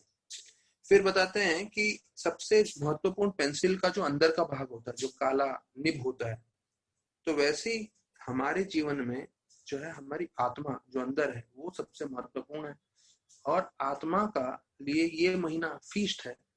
जैसे शरीर के लिए फीस्ट होता है तो हम अच्छा अच्छा आइटम खाते हैं, तो वैसे आत्मा फीस्ट करता है जब ज्यादा श्रवण करने मिले, जब ज्यादा कीर्तन करने मिले, जब ज्यादा प्रवचन सुनने मिले। तो वो जो है उसके लिए जो है बताया जाता है कि पेंसिल का अंदर का भाग जो है वो ज्यादा जरूरी है। फिर बताते हैं पेंसिल के लिए जब तक पेंसिल को शार्प नहीं किया जाता है तब तक उसका धार जो है तेज नहीं होता। तो उसी प्रकार से हमें अपने जीवन में जो है थोड़ी तपस्या करनी चाहिए, जिससे हम जो है आध्यात्म में प्रगति कर सके। तो देखिए अभी हम लोग सब 5 बजे उठ रहे हैं, और आज भी मैं देख रहा था तकरीबन 12 लोग सुबह सुबह 5 बजे में जुड़ गए थे। तो ये जो है हमारे लिए थोड़ा तपस्या रहेगा। तो भक्तों से ये निवेदन है कि जल्दी सोने की कार्यक्रम बना लें रात को, और अगर जब ऐसा करेंगे तो उससे फिर आप जो है सुबह को जल्दी उठ पाएंगे। और फिर अंतिम में बताते हैं कि जब हम शार्प निब से लिखते हैं तब उसकी लिखावट अच्छी बनती है। तो उसी प्रकार से जो है हमें अपने जीवन में एक डिटर्मिनेशन के साथ कार्य करना चाहिए। तो यही गीता में भी बताया गया है कि जो भोग ऐश्वर्य में लगे हैं वो लोग भक्ति नहीं कर सकते, और जो है उसके विपरीत बताया गया है एके कुरुनंदना, उसका मन पूरी तरह से एकाग्र होता है। तो वैसे ही हमें भी जो है अपना मन पूरी तरह से एकाग्र करके जो है भक्ति में लग के सेवा करना चाहिए। तो यहाँ तक कि अभी जो है भागवत कथा का प्रबंध अरेंजमेंट किया है 1 महीने के लिए जीवी में, और काफी प्रचारक हैं ब्रह्मचारी जो लोग इसके ऊपर प्रवचन दे रहे हैं। हिंदी में भी है और अंग्रेजी में भी है, और उसके लिए वो लोग 7,500 रुपया 1 महीने का ले रहे हैं। तो मतलब उनका जो एक लेक्चर है वो 250 रुपया लग रहा है चार्ज। तो ये फ्री नहीं है भागवत कथा, वो पैसा देके उन्होंने प्रबंध किया है। तो देखिए उन्होंने विशेष रूप से इस महीने के लिए प्रबंध किया। मैं पैसे के लिए और उसके लिए मैं नहीं बता रहा हूँ, पर मैं आप लोग को इसलिए बता रहा हूँ कि इस महीने में भागवत कथा करना कितना अति आवश्यक है, कितना जरूरी है, वो पूरा इसके बारे में मैं आपको ये कर रहा हूँ कि जीवी में भी पूरा महीने का उन्होंने भागवत का अरेंजमेंट किया है। फिर बताया जाता है कि कैसे 8 से 15वें श्लोक में कि कैसे जो है भक्ति वो सबसे सर्वोत्तम है, उसके बारे में वर्णन किया गया है। और हिरण्यगर्भ का जो पूछते हैं उसका वर्णन किया गया है ये 8 से 15 श्लोकों में। तो 8वें श्लोक में 8 और 9 श्लोक में बताया गया है कि हिरण्यगर्भ को जो पूछते हैं वो लोग सत्यलोक पहुंचते हैं, और जब ब्रह्मा जी का जीवन अंत होता है तो फिर वो अपना शरीर त्याग के महाविष्णु में प्रवेश कर जाते हैं। तो अभी इसमें प्रभुपाद बता रहे हैं कि हिरण्य गर्भ कौन है, वो भगवान विष्णु के एक अवतार है जिनको पूछते हैं। तो वो लोग जो हैं वैकुंठ में नहीं जाते, वो लोग पहले सत्यलोक जाते हैं, और जब ब्रह्मा का जीवन अंत होता है फिर उससे वो आध्यात्मिक जीवन में प्रवेश करते हैं। तो प्रभुपाद बता रहे हैं कि जो कृष्ण जब हम भक्ति करते हैं, कृष्ण का नाम जब कर रहे हैं, कृष्ण की कथा सुन रहे हैं, तो हमें इस मतलब हिरण्यगर्भ को लेके प्रभुपाद जी सीधा अपने जो हम भक्त हैं उनके बारे में बता रहे हैं कि जब हम भक्ति कर रहे हैं, जब हम कृष्ण का चिंतन कर रहे हैं, तो हमें स्पष्ट समझना चाहिए कि कृष्ण भगवान जो है उसमें सारे विष्णु अवतार आते हैं, सारे विष्णु तत्व आते हैं, यहाँ तक कि सारे अवतार भी उनमें आते हैं। तो कृष्ण पूर्ण पुरुषोत्तम है। ये पूरी तरह से गीता, ब्रह्म संहिता, श्रीमद् भागवतम सब इसमें बताया गया है। तो इसके बाद जो है 10वें श्लोक में बताया गया है कि कैसे ये जो योगी हैं, अभी ये योगियों का बात हो रहा है, ये भक्तों का बात नहीं चल रहा है, उन्होंने किस तरह से जो है अपना श्वास वश में करके ध्यान करके ब्रह्मलोक तक पहुंचे, और फिर वो वहां से मुक्ति प्राप्त करते हैं। अभी कपिल मुनि जो है माता को बताते हुए, अपनी माता देवहूति को बोलते हैं वो लोग सब कर रहे हैं योगी, लेकिन आप ये सब में मत पड़िए। 11वें श्लोक में बोलते हैं आप सिर्फ भक्ति करिए। देखिए जो भागवत में वर्णन है वो मैं आप लोग को स्पष्टीकरण बता रहा हूं, पर हमें समझना है कि जितने भी योगी तपस्या कर रहे हैं या जो अलग अलग सब मार्ग हैं, ये सब सुनना है हमको, भागवत में है। और हो सकता है कि हमारे बाहर के वातावरण में भी बहुत ये सब चीजें होंगी, लेकिन हमें किसी चीज से विचलित नहीं होना है, और हमें समझना है कि हमारा जीवन का उद्देश्य क्या है, शुद्ध भक्ति करना। तो प्रभुपाद 10वें श्लोक में बोलते हैं, by perfecting their yogic practices, yogi can reach highest planet to Brahmaloka or Satyaloka. After giving up their material bodies, they can enter into the body of Lord Brahma. because they are not directly devotees of the Lord, they cannot get liberation directly. तो प्रभुपाद देखिए कितना स्पष्ट कर रहे हैं कि अगर आप भक्त नहीं हो तो आप भगवत धाम नहीं जा पाओगे। इतना करने के बाद भी वो लोग कहाँ पहुंचते हैं? सिर्फ ब्रह्मा के पास, और उनको रुकना पड़ता है कि जब तक जो है ब्रह्मा जो है उनका मुक्ति प्राप्त नहीं हो, और जब ब्रह्मा को मुक्ति प्राप्त होगी तब वो जो है उनके साथ मुक्ति प्राप्त कर सकते हैं। ये एक इनडायरेक्ट वे है। डायरेक्ट वे है अपना माला करिए, जप करिए, भक्ति करिए और अपना जीवन सार्थक कर लीजिए। तो अभी 11वें श्लोक का मैंने जैसे बताया कि वो अपनी माता को बताते हैं आप भक्ति करिए, ये सब योगियों के जो मार्ग है वो सब में मत पड़िए। तो प्रभुपाद लिखते हैं, one can reestablish the transmittal loving relationship with the Supreme Lord in so many ways and that feeling is true oneness.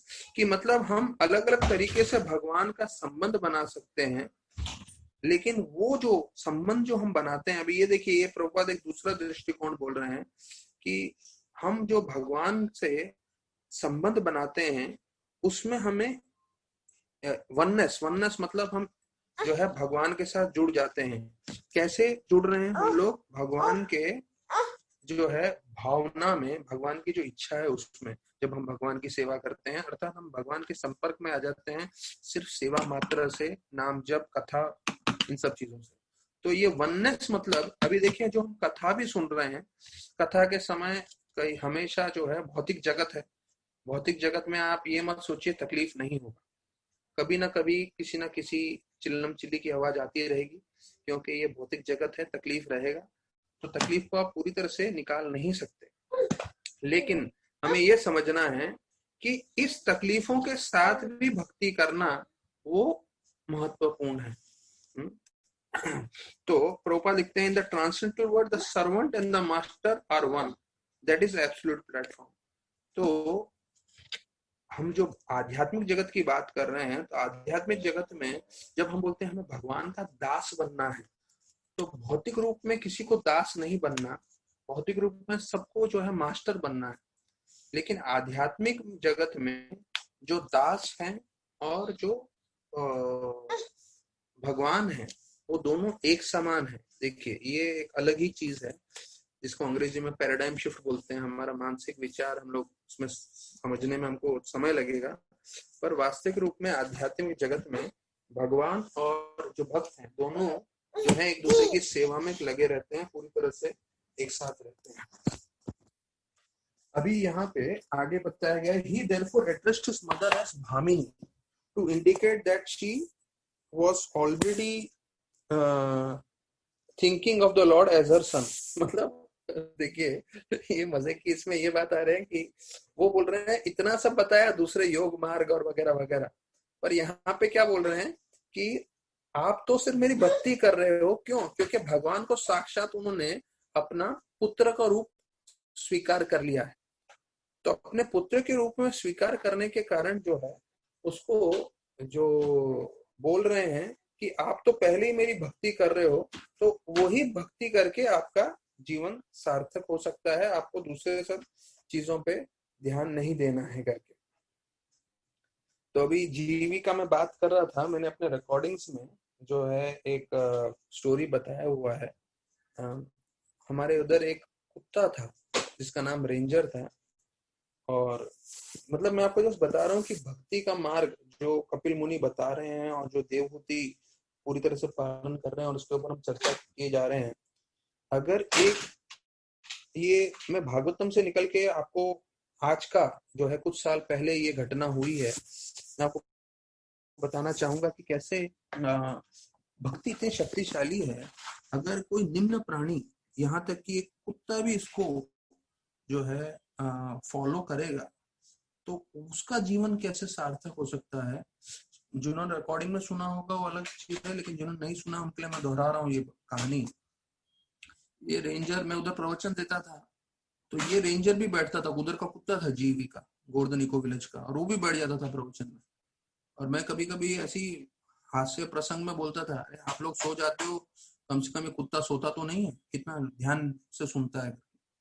और ये कुत्ता प्योर वेजिटेरियन, कभी नॉनवेज नहीं खाता था, कहीं नॉनवेज पड़ा भी होगा तो मुंह नहीं लगाएगा, और पूरा समय जो है प्रसाद खाने का, और प्रसाद खा के जो है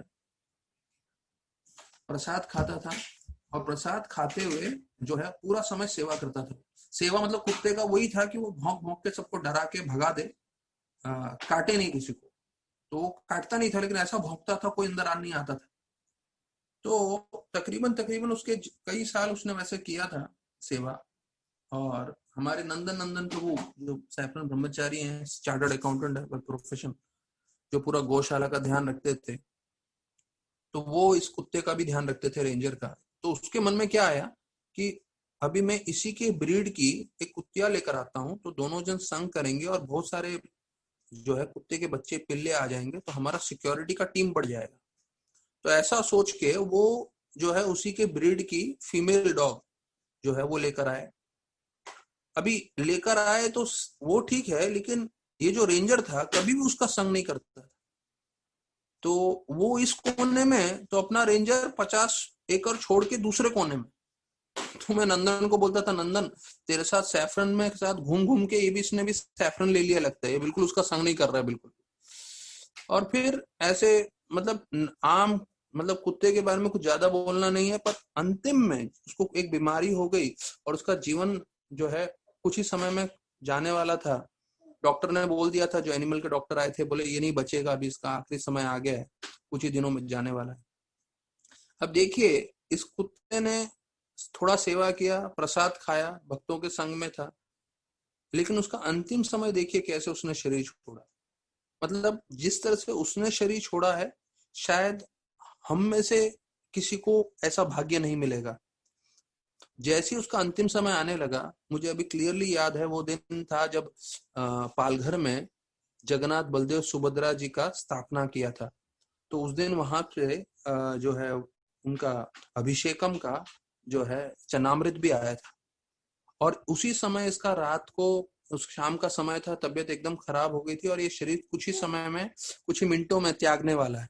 और सब ब्रह्मचारी को मालूम था, क्योंकि इसने ये पूरा टाइम सेवा करता रहता था, साधुओं के साथ हमेशा खेलता था, कभी जो है सब लोगों को प्रिय भी था। और उसका अंतिम समय आ गया, तो हमारे जो है कम से कम 5-6 सैफरन ब्रह्मचारी इकट्ठे हुए और उसके आसपास आके करताल लेके जो है कीर्तन करने लगे। और एक भक्त ने जो है उसके मुंह में तुलसी डाला, गंगा जल डाला, और ये जो चनामृत आया था जगन्नाथ बलदेव सुभद्रा का, वो उसके मुंह में डाला। और उस वक्त जो है हमारा मंदिर नीचे ग्राउंड फ्लोर पे था, तो वो गौर निताय का विग्रह को देखते हुए सैफरन ब्रह्मचारी कीर्तन कर रहे थे, 5-6 लोग, और मैं भी उनके बीच में खड़ा था। और ऐसा परिस्थिति में उसने शरीर त्यागा। देखिए, अंत काले च माम मेवा सबके लिए लागू होता है, भले वो मनुष्य हो कि कुत्ता हो। और जिस कुत्ते ने अपने जीवन पर्यंत सेवा किया है, तो निश्चित रूप से आप देख सकते हैं कि कैसे उन्होंने भी अपना जीवन जो है सार्थक कर लिया। तो अभी ये समझना है हम लोगों को कि अगर कुत्ता जीवन सार्थक कर सकता है, तो हम लोग भी जीवन सार्थक कर सकते हैं अगर हम भक्ति में लगे रहें। किम पुनर्ज्ञानिनाम नरनाम, तो गरुड़ पुराण में से श्लोक है कि कीट पक्षी मृगानाम च हरौ संन्यास चेतसाम ऊर्ध्वम एवं गतिम मुन्ने किम पुनर्ज्ञानिनाम नरनाम, कि भाई कीट पक्षी मृगानाम, मृगानाम मतलब जानवर। तो ये हमने रेंजर का कहानी सुन के समझा है कि कैसे कुत्ता भी अपना जीवन सार्थक कर सकता है। और ये गरुड़ पुराण का आखिरी लाइन ये बोलता है, किम पुनर्ज्ञानिनाम नरनाम, मतलब जो नरों में थोड़े पढ़े लिखे लोग हैं, उनसे कितना हम उम्मीद करते हैं, कितना हम उनसे सोचते हैं, कितना वो कार्य कर सकते हैं। तो ये आप लोगों को समझ, हम लोग को प्रेरणा लेनी चाहिए कि अगर एक कुत्ता जीवन सार्थक कर सकता है, तो हम जैसे ज्ञानी लोगों को खुद का जीवन तो परिवर्तन करना है, पर कितना मेहनत करना चाहिए दूसरे लोगों का उद्धार करने के लिए। तो अभी जो है, अब मैं थोड़ा भागवतम आगे लेके जाऊंगा, क्योंकि अधिक मास चल रहा है। अधिकांश समय 5 बजे रोक देता हूं, पर अधिक मास के अवसर पर हम लोग भागवतम कंटिन्यू करेंगे। तो अभी तपस्या करनी है, ज्यादा एक्स्ट्रा माला जब करते हैं तो थोड़ा ज्यादा भागवत भी कर लेते हैं। तो 12, 13, 14, 15 चारों श्लोक एक साथ आते हैं। वहां पे बताया जाता है ब्रह्मा चतुष कुमार जो है वो लोग भी भेद दृष्टि करके वर्णन आ रहा है कि उनका मुक्ति नहीं होता है अगर उनके मन में भी ये धारणा है कि जो है हमें भी भगवान बनना है। तो यहाँ पे बताया गया है कि अगर उनके मन में भी ये धारणा आ जाए, मतलब ब्रह्मा बोले तो हमारे सबसे प्रमुख देवता हैं, सबसे पहले उनकी उत्पत्ति हुई है, उसके बाद शिव जी की उत्पत्ति हुई ब्रह्मा जी से। लेकिन अगर उनमें भी ये धारणा आ जाए कि मुझे भगवान बनना है, तो इस श्लोक में बताया गया है स्पष्ट रूप से कि जो है वो भी जीव वापस भगवत धाम नहीं जा सकता।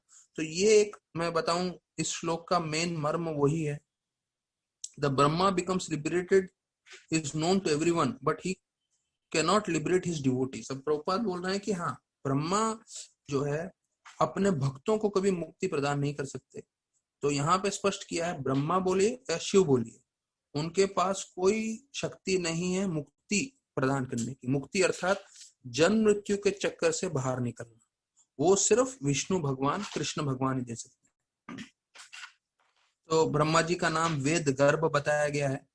वेद गर्भ मतलब उनको सारे वेदों का ज्ञान पूरे साक्षात कृष्ण भगवान से मिला गया। तो ये हमने जो है दूसरे स्कंद भागवतम में भी सुना है, जिसे चतुर्श्लोकी भागवत बोलते हैं। और चतुर्श्लोकी भागवत भगवान ने जो है ब्रह्मा जी को सुनाया, जिससे ब्रह्मा जी नारद जी को दें और फिर नारद से व्यासदेव जी को मिला और उसके द्वारा हमें मिल रहा है।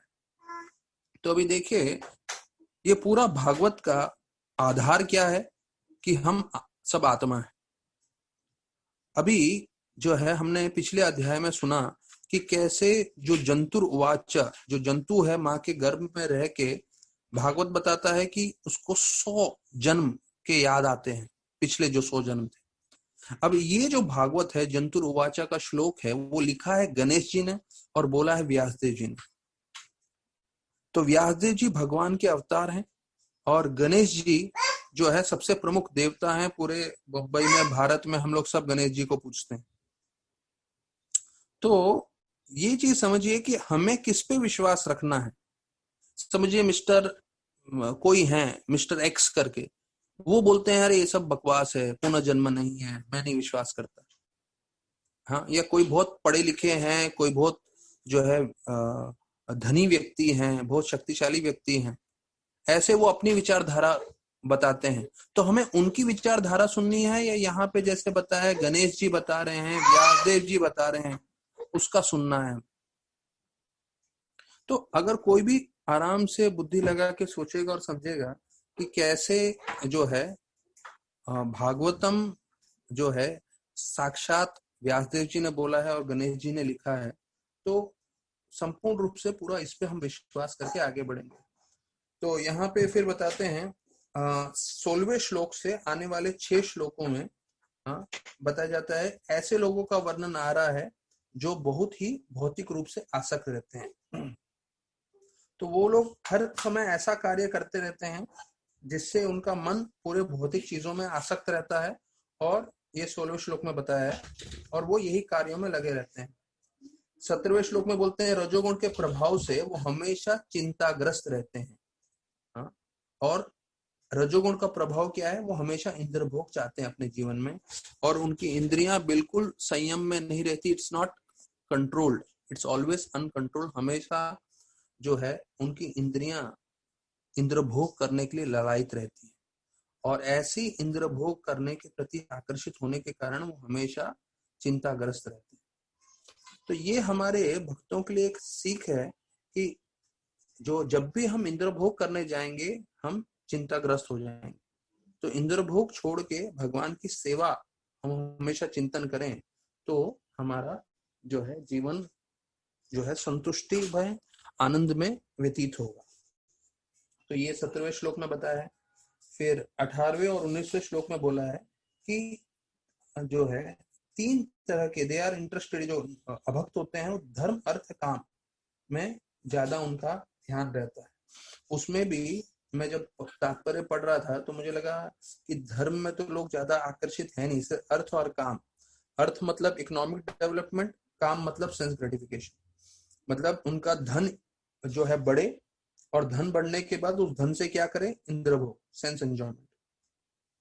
तो यहाँ पे वर्णन आ रहा है कि कैसे आज का मानव, जो आज के समाज में लोग रह रहे हैं, उनका दो ही है, अर्थ काम। पैसा बढ़ाएं जैसे भी हो सके, और उससे फिर इंद्र भोग करें। तो इन लोगों को विष्ठा खाने वाले सुअरों के साथ तुलना की गई है।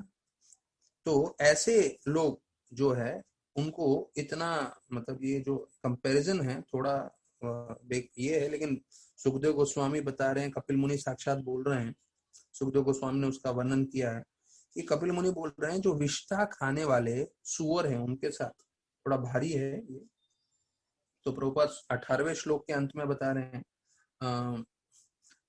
but materialistic persons who engage in elevating their position in material world are not interested in such activities of the Lord। हाँ, तो वो बोल रहे हैं कि देखिए इस सब जंजाल से बाहर निकलने का तरीका सरल है, भगवान की भक्ति करना, भगवान का नाम जप करना, भगवान की कथा सुनना। और जो भौतिकवादी व्यक्ति है वो किसी नेता के बारे में सुनेगा, किसी धनी व्यक्ति के बारे में सुनेगा, लेकिन गलती से वो भगवान के बारे में नहीं सुनेगा। अब देखिए हम लोग अपने भी इसमें रोजमर्रा के जीवन में देखते हैं, अगर आप किसी बहुत धनवान व्यक्ति के बारे में बात करते हैं या कोई इन्फ्लुएंशियल लोग के बारे में बात करते हैं तो लोग सुनने के तैयार होते हैं, लेकिन कृष्ण के बारे में नहीं सुनते। पर वास्तविक रूप में प्रभुपाद बता रहे हैं कृष्ण भगवान के बारे में सुनने से ही जो है हमें भक्ति और मुक्ति की प्राप्ति होगी। तो 19वें श्लोक में इनको जो है विष्ठा खाने वाले सुअरों के साथ जो है तुलना की गई है। प्रभुपाद तात्पर्य प्रारंभ कर रहे हैं, everyone is addicted to hearing the activities of another. हर कोई सुनने के लिए आकर्षित रहता है किसी दूसरे जीव का, लेकिन वही जो हम सुनने का जो हमारा इच्छा है, अगर हम भगवान के साथ जोड़ दें तो जो है हमारा जीवन सार्थक हो सकता है। तो प्रभुपाद लिख रहे हैं गीता, भागवतम, विष्णु पुराण और बाइबल, कुरान, यहाँ तक कि बाइबल कुरान दूसरे धर्मों का भी प्रभुपाद लेकर आते हैं। प्रभुपाद का उद्देश्य क्या है? प्रभुपाद ये नहीं सिर्फ बोल रहे हैं कि सिर्फ हम भारत के लिए या सिर्फ हिंदुओं के लिए, प्रभुपाद बोले पूरा विश्व का यही हालत है। ऐसा नहीं है कि हम लोग ही सिर्फ गीता में आकर्षित नहीं है, हिंदू लोग, पर दूसरे धर्म के लोगों को भी जो है, अगर कोई क्रिश्चियन है तो उसको बाइबल में ज्यादा रुचि नहीं है, कोई मुसलमान है तो उसको कुरान में रुचि नहीं है, सारे के सारे लोग जो हैं पूरी तरह से जो है इंद्र भोग में ही लगे हुए हैं। तो प्रभुपाद बोल रहे हैं इनको सुअर के समान क्यों तुलना की गई है? तो बोलते हैं सुअर को अगर आप घी का बना हुआ अच्छा कुछ हलवा खिलाओगे तो उसको शायद रुचि नहीं होगी, वो नहीं खाएगा, लेकिन अगर कहीं कचरा देखेगा तो पूरे उत्साह में भाग के जाएगा और खाएगा। तो बोलते हैं ये है भौतिकवादी व्यक्ति का जो है मानसिक विचार, भगवान की कथा बिल्कुल नहीं सुनना, इंद्र भोग की बातें, कचरे की बात, पूरे तरह से किसी ने किसको जो है कैसे किसी ने किसी का घर तोड़ा, किसी ने जो है ये किया, और किसी पॉलिटिशियन को कुछ ऊपर नीचे किया, किसी फिल्म एक्टर को ऊपर नीचे हुआ, और किसी ने किसी के साथ लड़ाई झगड़ा किया, तो उसके ऊपर जो है पूरा टाइम सुनते रहेंगे। तो ये बतलाते हैं कि ये भौतिकवादी व्यक्ति का वर्णन कर रहे हैं। तो अभी आखिरी ये हम श्लोक लेके आज का भागवत का हम यही श्रृंखला रोकेंगे। तो perfectly performing the prescribed duties from birth until death they go to पितृलोक। मतलब अगर कोई प्रामाणिक रूप से जीवन भर कार्य कर भी लेता है इंद्र भोग करते करते, तो ज्यादा में ज्यादा वो पितृलोक, मतलब जहां उनके पूर्वज गए हैं वहीं पे जाएगा, और जब उनका पुण्य खत्म हो जाता है वापस से वो यहाँ पर आ जाते हैं पृथ्वी पे। तो ये बार बार एक ही चीज बताया गया है कि अगर हम जो है ऊंचे लोक पे भी चले गए अगले जन्म में, तो उससे भी हमारा कल्याण नहीं होगा। हमारा कल्याण तभी होगा जब हम भगवत धाम जाएंगे। तो प्रभुपाद ये 21वें श्लोक में स्पष्ट करते हैं द डिस्टिंक्शन बिटवीन, ये तात्पर्य में बोल रहे हैं, एक भक्त के और एक आम व्यक्ति के जीवन में क्या फर्क है। जब आम व्यक्ति ऊंचे लोक जाता है, मतलब समझ लो उसने पुण्य किया हो, वो अगर स्वर्ग लोक में भी गया, किसी भी लोक में गया, यहाँ तक कि प्रभुपाद लिख रहे ब्रह्म लोक में भी गया, वो वापस से पृथ्वी पे आएगा। अगर किसी ने बहुत अच्छे से अच्छा पुण्य कार्य भी किया हो और उस पुण्य के कारण वो जो है ऊपर के सबसे उत्तम लोक में भी जाएगा, वहां से भी नीचे आएगा, ब्रह्मा भुआर लोक। लेकिन भक्त जो भक्ति कर रहा है, भले ही सिंपल लगेगा, क्या कर रहा है भक्त? 16 माला कर रहा है, भगवान को भोग लगा के रोटी सब्जी खा रहा है, खिचड़ी खा रहा है, क्या कर रहा है? गीता भागवत पढ़ रहा है, जप कर रहा है। तो वो आम दिखेगा, लेकिन जब वो भक्त शरीर छोड़ेगा, वो सीधा भगवत धाम जाएगा। प्रभुपाद बोल रहे हैं, गीता में स्पष्ट किया है, 8वां अध्याय 16वां श्लोक, माम उपेत्य कौन्तेय पुनः जन्म न विद्यते, कि पुनः जन्म नहीं होगा, वो जो है सीधा भगवत धाम पहुंचेगा और उसको वापस नहीं आना। तो भौतिकवादी व्यक्ति और जो भक्त है उसमें यही फर्क है, भौतिकवादी पुनर्जन्म लेता रहेगा, भक्त का ये लास्ट जीवन। तो राधानाथ महाराज बताते हैं कि भक्त मतलब क्या। अभी देखिए हम लोग तकरीबन 50 लोग हैं, अधिक मास प्रारंभ हो गया है, तो कौन भक्त है? अगर हम सबको जानना है कि हम भक्त हैं कि नहीं, तो महाराज बताते हैं इसके बारे में। भक्त मतलब जिसको कृष्ण के साथ समय बिताने में आनंद आए। हाँ, भक्त मतलब जिसको कृष्ण के साथ समय बिताने में आनंद आए। तो हम लोग भले नाम जप कर रहे हैं, भले भागवत सुन रहे हैं, तो जब नाम जप भागवत कर रहे हैं तो हम लोग वास्तविक रूप में क्या कर रहे हैं? कृष्ण के साथ समय बिता रहे हैं। तो ये बताया जाता है कि असली में जो है भक्त मतलब उसको ज्यादा से ज्यादा कृष्ण के साथ समय बिताना है।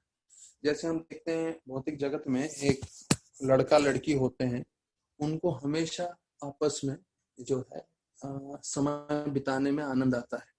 तो उसी प्रकार से जो है जो भक्त होता है उसको कृष्ण के साथ समय बिताने में आनंद आता है। तो जितना हम नाम जप कर रहे हैं, भागवत पढ़ रहे हैं, उतना हम कृष्ण के साथ समय बिता रहे हैं। तो महाराज बोलते हैं साधु के लक्षण है। साधु मतलब वो किसी से साथ ज्यादा मिलना जुलना ये सब करना पसंद नहीं करेगा, वो कृष्ण के साथ एकांत में समय बिताना चाहेगा, नहीं तो कृष्ण के बारे में चर्चा करेगा, कृष्ण के बारे में लोगों को बताएगा। तो ये एक भक्त के लक्षण है। तो राधानाथ महाराज के एक दो और महत्वपूर्ण शिक्षण है। पहला तो हमने सुना कि भक्त मतलब जो भगवान के साथ समय बिताना चाहता है। दूसरा महाराज बताते हैं सहनशीलता, उसकी परिभाषा बोलते हैं, बहुत महत्वपूर्ण है भक्तों के लिए। हमें सहनशीलता, हमने जो है बहुत बार सुना है कि हमें पेड़ के जैसे सहनशील होना चाहिए, तो एक बार सही सुना, तो उसकी परिभाषा बताते हैं महाराज। महाराज बोलते हैं सहनशील मतलब हम अपना मन, अपने शब्द और अपने कार्य हर परिस्थिति में कृष्ण से जोड़ सके, वो है व्यक्ति सहनशील। सहनशील व्यक्ति का परिभाषा है जो अपना मन, अपने शब्द और जो अपने कार्य है वो सब कृष्ण भगवान से जोड़ सके, तो उसे सहनशील बोलते हैं। तो अगर हमें सहनशील बनना है तो हमें समझना चाहिए कि हमें हर कार्य, अपना जीवन जो है वो कृष्ण से जोड़ने का कोशिश करना चाहिए। तो फिर बोलते हैं हमें भगवान की कृपा कैसे मिल सकती है? By our sincere service attitude, अर्थात हम जो हैं अगर प्रामाणिकता से सेवा करते रहें तो सेवा करने से हमें भगवान की कृपा मिल सकती है। और महाराज ये चैतन्य महाप्रभु और वो जो ब्राह्मण है उसकी कथा बताते हैं कि वो ब्राह्मण कैसे पढ़े लिखे नहीं थे, अनपढ़ थे, लेकिन उसकी नम्रता से और जिस तरह से वो गीता पढ़ने की कोशिश कर रहे थे, उससे जो है वो प्रसन्न हो गए भगवान और उनको चैतन्य महाप्रभु ने पूरी कृपा दी। तो महाराज ये उदाहरण दे रहे हैं बताने के लिए कि कैसे जो है अगर हमें भगवान की कृपा चाहिए तो सबसे महत्वपूर्ण है नम्रता, और हम सिंसियर रहें अपनी सेवा में। देखिए जो भी हम सेवा कर रहे हैं, अगर हम दिल लगा के कर रहे हैं और नम्रता से कर रहे हैं, तो आप निश्चित मान लीजिए कि भगवान की हमें अवश्य कृपा प्राप्त होगी। तो मेरा ये आज का प्लानिंग ऐसा था कि अधिक मास में हम लोग एक 10 मिनट जो है प्रभुपाद लीलामृत चर्चा करेंगे, और उसके बाद मैं गीता प्रारंभ करने वाला था, पर गीता जो है हम लोग ने आईवेस में भी 9-10 अध्याय तक कर लिए हैं, अलग अलग जगह कई अध्याय किए हैं।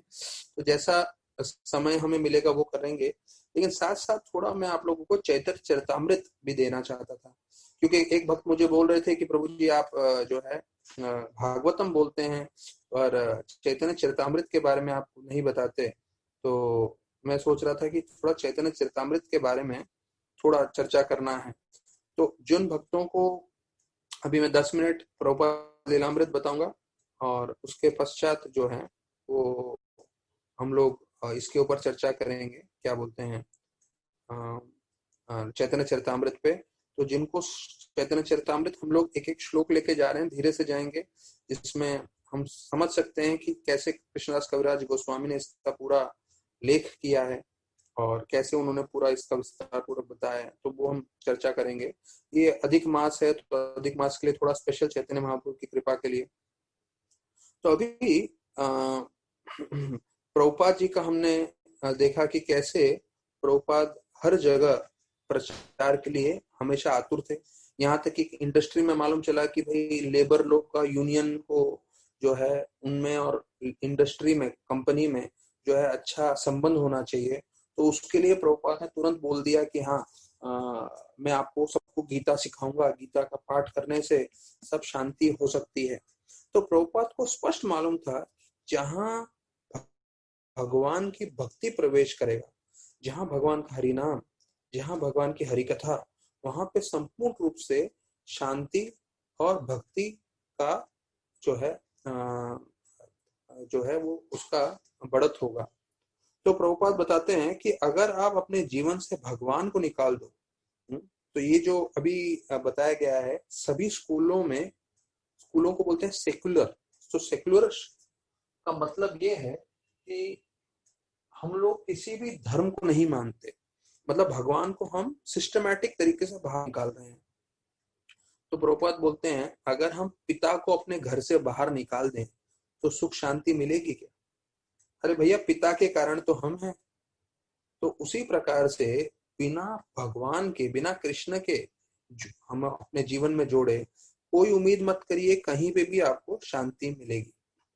और बोलते हैं इतनी बार उन्होंने कोशिश किया और हर बार जहां भी कोशिश किया उनके कोशिश को मना कर किया गया, लेकिन फिर भी जो है कभी भी ही नेवर फेल्ट डिस्करेज्ड। ये बहुत जरूरी चीज है जो मैं कई लोगों का देखता हूँ।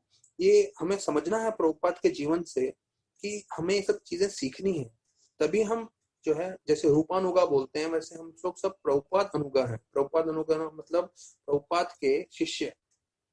जो प्रभुपाद ने अपने जीवन में किया, हम पूरी तरह से तो उसको लागू नहीं कर सकते, पर कुछ कुछ चीजें तो हम सीखें और अपने जीवन में प्रोत्साहन उसे लेने की कोशिश करें। तो यहाँ बता रहे हैं कि वो हमेशा पूरा समय गौड़िया मठ से दूर थे, क्योंकि गौड़िया मठ में पहले ही झगड़ा चल रहा था।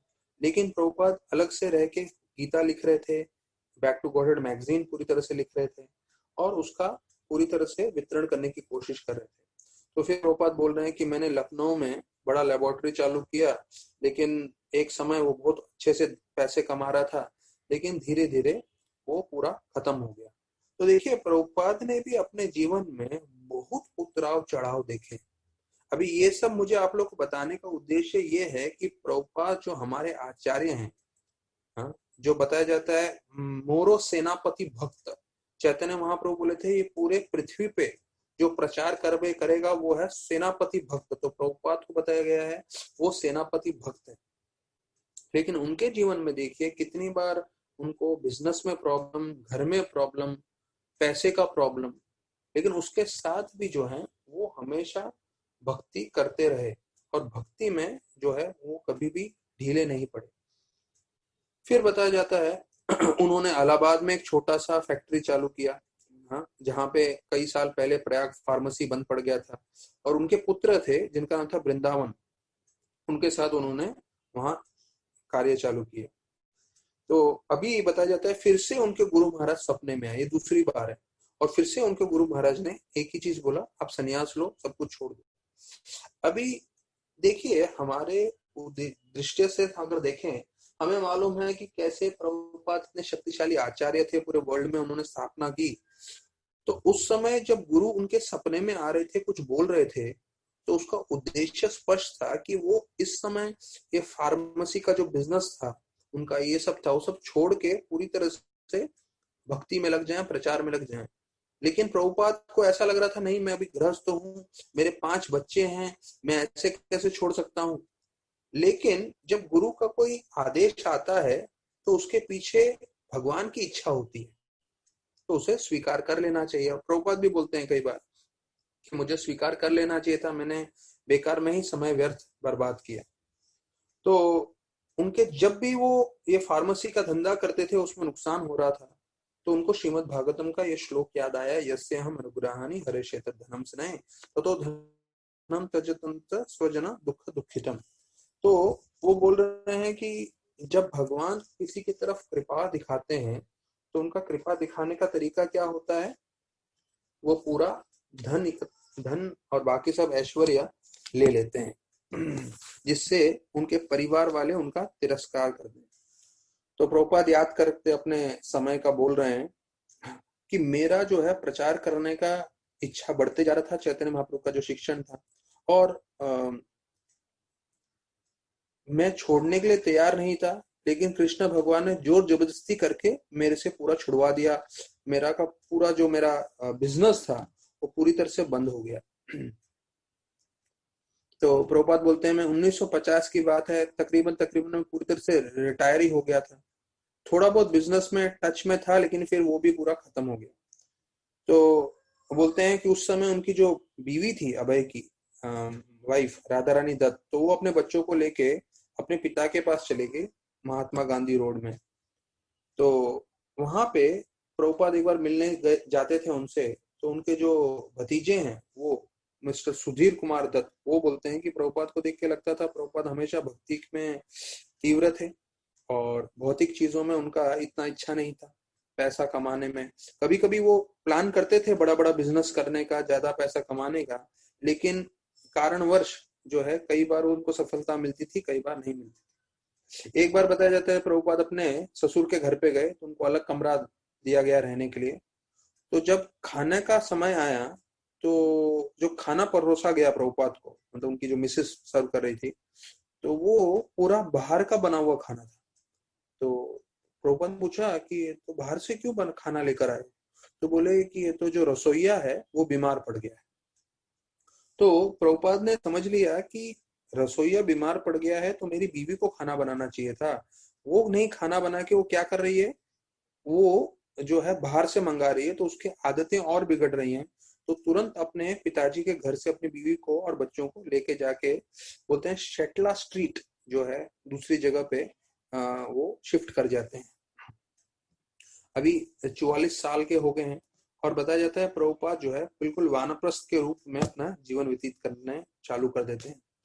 तो शास्त्रों में प्रभुपाद ने कई जगह लेख भी लिखा था कि 50 साल की उम्र में जो है पति पत्नी साथ में रह सकते हैं पर उनको सेक्स नहीं करना चाहिए, और 50 साल की उम्र के बाद दोनों को जो है पूरी तरह से भगवान की सेवा में लग जाना चाहिए। या तो वो लोग कोई तीर्थ स्थान पे भी जा सकते हैं, होली प्लेस पे, और वहां पे भी भक्ति कर सकते हैं। या जैसे बताते हैं भक्ति सिद्धांत श्री ठाकुर, वो विशेष रूप से बताते थे कि प्रचार करना बहुत सबसे जरूरी है। तो पूरी तरह से अगर आप प्रचार के कार्य में लगे हो तो वो प्रामाणिक वानप्रस्थ का जीवन भी है। तो बोल रहे हैं कि एक तरफ से सपना आ रहा था भक्तिसिद्धांत ठाकुर का और पूरा बिजनेस भी फेल हो गया था, तो उनको समझ में आने लग गया कि शायद मुझे इसी ओर आगे बढ़ना चाहिए। इसके बीच में इतना सब हो रहा है, उसके बीच में फिर से उन्होंने बैक टू गॉडेड, ये 1952 की बात है, फिर से उन्होंने बैक टू गॉडेड मैगजीन चालू कर दिया और उसमें वापस से वो खुद ही लिखते थे, टाइप करते थे, एडिट करते थे, प्रिंटर्स से मिलते थे और फिर उसको बांटने के लिए भी खुद ही जाते थे। मतलब प्रभुपाद ने, जो हम लोग भागवतम उनका सुन रहे हैं, पर ये समझना चाहिए कि भागवतम से पहले, ये 1950 की बात चल रही है, 52 की, 20-30 साल से प्रभुपाद एक ही कार्य करते थे, किताबें लिखते थे, छापते थे और उसको बांटते भी थे, सब कुछ प्रभुपाद स्वयं करते थे। फिर प्रभुपाद जो है अपनी बीवी को कई बार कोशिश करते थे कि जैसे वो प्रचार कार्य में लगे हैं वो भी उसकी तरफ आकर्षित हो, लेकिन उसकी बीवी जो है दूसरे महल्ले में बैठ के जब कोई भी कार्यक्रम होता था, तो यहाँ लिखा है चाय पीती रहती थी, उसको बिल्कुल रुचि नहीं थी भक्ति करने में। तो अभी हम देख रहे हैं प्रभुपाद के घर में ही उनकी खुद की स्वयं की बीवी जो है इंटरेस्टेड नहीं थी। प्रभुपाद कौन है? वर्ल्ड आचार्य, पूरी दुनिया में लोगों को प्रचार किया, पूरी दुनिया में भक्ति के साथ जोड़ा, पर अपनी बीवी को जोड़ नहीं पाए। ये हम बोल सकते हैं कृष्ण की भी इच्छा हो सकती है। और अभी जितने भी उनके अभी भी उनके बेटे जी रहे हैं प्रभुपाद के, कोई भी भक्ति में ज्यादा रुचि नहीं रखते। एक भक्त हमें बता रहे थे अगर इनके भक्त लोग से 16 माला करें और 4 नियम पालन करें तो इतना उनका वर्ल्ड में डिमांड रहेगा, क्योंकि सब लोग सुनना चाहेंगे प्रभुपाद के बेटे से कथा। लेकिन कृष्ण भगवान का ऐसा जो है, मैंने भी देखा हुआ प्रभुपाद के पुत्रों को वृंदावन को कई बार राधा गोपीनाथ में आए हैं, तो कृष्ण का ऐसा जो है कार्य है जो हम कभी समझ नहीं सकते। तो यहाँ पे बताया जाता है कि वो क्यों जो है सिर्फ अपने परिवार के साथ प्रभुपाद अपना अभी समय बिताएं। उनके पास समाधान था गीता के द्वारा जो पूरे विश्व में दे सकते हैं और सभी लोगों का कल्याण कर सकते हैं। तो प्रभुपाद का मन स्थिर था कि अपने परिवार को छोड़ के मैं पूरी दुनिया को अपना परिवार बना सकता हूँ और सबको जो है मैं भक्ति के बारे में ज्ञान देके उनका उद्धार कर सकता हूँ। अब यहाँ बताते हैं कि प्रभुपाद जब ट्रैवलिंग करते थे कलकत्ता में और इलाहाबाद में, क्योंकि उनका बिजनेस चल रहा था, तो रात को भी ट्रेन में जो है वो कितनी बार लिखते रहते थे, सोचते रहते थे। तो उनका हमेशा एक ही विचारधारा रहता था कि कैसे वो भक्ति का प्रगति कर सके। तो मैं सिर्फ 2-4 श्लोक बोल के अभी चैतन्य चरितामृत में ज्यादा नहीं दूंगा, सिर्फ 1.5 घंटा तकरीबन हो चुका है। ये देखिए चैतन्य चरितामृत का मध्य लीला का पहले श्लोक से हम चर्चा कर रहे हैं। इसमें बताया गया है कि अगर किसी के पास ज्ञान न भी हो, लेकिन अगर वो भक्ति से जुड़ जाए या चैतन्य महाप्रभु की कृपा प्राप्त कर ले तो पूरी तरह से ज्ञानी हो जाता है। तो ये भक्ति का मार्ग जिसमें हम जुड़े हैं, हमें समझना चाहिए कि अगर कोई इतना पांडित्य ना भी हो उसको, लेकिन वो महाप्रभु से जुड़ जाए, भक्ति से जुड़ जाए, तो पूरी तरह से उसमें पांडित्य आ सकता है, पूरी तरह से ज्ञान आ सकता है। तो हमने ये श्लोक सुना हुआ है, मुखम करोति वाचलम पंगुम लंघयते गिरिम, कि भाई गूंगा व्यक्ति भी बोलने लगता है, लंगड़ा व्यक्ति भी पूरा पहाड़ फांद सकता है जब उसको गुरु की, चैतन्य महाप्रभु की कृपा हो। यस्य प्रसाद अज्ञोपी, अज्ञो मतलब जो अज्ञान व्यक्ति है, उस अज्ञान व्यक्ति को भी पूरा ज्ञान प्राप्त हो सकता है अगर वो महाप्रभु की कृपा प्राप्त हो जाए। मेरा ये श्लोक बोलने का उद्देश्य यही है कि हमें समझना चाहिए हमारी बिल्कुल योग्यता नहीं है भक्ति में आने की, लेकिन भगवान बहुत कृपालु हैं और पूरे शक्तिशाली हैं। अगर हम सिर्फ भगवान से जुड़ जाते हैं किसी तरीके से, तो भगवान अपनी शक्ति से हम जो बिल्कुल अयोग्य हैं, हमसे वो कोई भी कार्य करा सकते हैं, हमें संपूर्ण रूप से योग्य भी बना सकते हैं। तो ये प्रमुख श्लोक आता है चैतन्य चरितामृत का, वंदे श्री कृष्ण चैतन्य नित्यानंद सहोदितो गौड़दशे पुष्पवंदो चित्र संदो तमोनिदो। इस श्लोक में बताया गया है चैतन्य महाप्रभु और नित्यानंद प्रभु किसके समान है? सूर्य और चंद्र के समान। तो देखिए हमने दिन में सूर्य देखा है, रात को चंद्र देखा है, पर चैतन्य महाप्रभु और नित्यानंद प्रभु को कृष्णदास कविराज गोस्वामी बता रहे हैं वो दोनों सूर्य और चंद्र के समान हैं और वो दोनों एक साथ आए हैं जो है आध्यात्म का ज्ञान देने के लिए, भक्ति प्रदान करने के लिए। अभी जो है मध्य लीला का पूरा पाठ करने से पहले जो है वो राधा मदन मोहन, राधा गोविंद और राधा गोपीनाथ, इन तीनों को प्रणाम करेंगे और उनकी जो प्रार्थनाएं हैं वो चर्चा करेंगे। तो ये जो सब जो है हम कल के कथा में चर्चा करेंगे। तो अभी आज यहीं पे विराम देते हैं। कल सुबह 5 बजे जपा में सब भक्तों से मिलेंगे और शाम को 4 बजे भागवतम में। बहुत बहुत धन्यवाद सभी भक्तों का। हरे कृष्णा।